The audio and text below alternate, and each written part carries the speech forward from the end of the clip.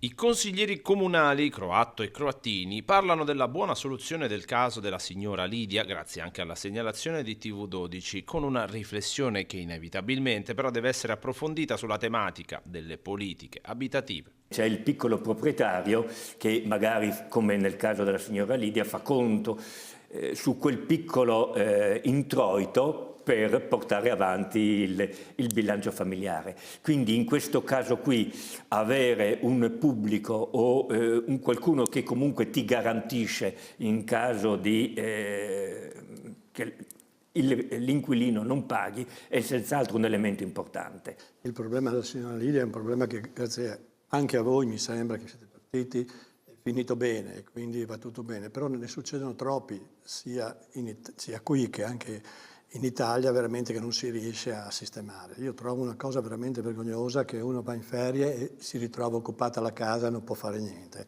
Chi ha bisogno dell'affitto ogni mese è chiaro che è molto importante, ma questi qui stanno dentro, ti disfano la casa e non pagano, è il massimo del massimo, insomma. No? Resta il nodo del consiglio straordinario, richiesto da Govetto e non concesso.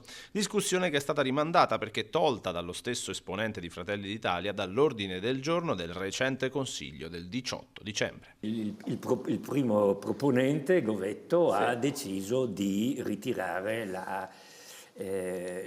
il punto all'ordine del giorno. Io so che sia l'assessore, la referente, sia la Tofano che la Fachin, referente dell'anagrafe, quindi quella che segue il discorso della concessione, della residenza, eccetera, si erano preparate, avevano dei dati da esporre. Quindi ha fatto bene a ritirarlo, però da quello che ci siamo sentiti e parlato lo riproporrà sicuramente più avanti. Al prossimo consiglio, fine mese. Sì. Però la richiesta era di un consiglio straordinario sul problema della signora, no?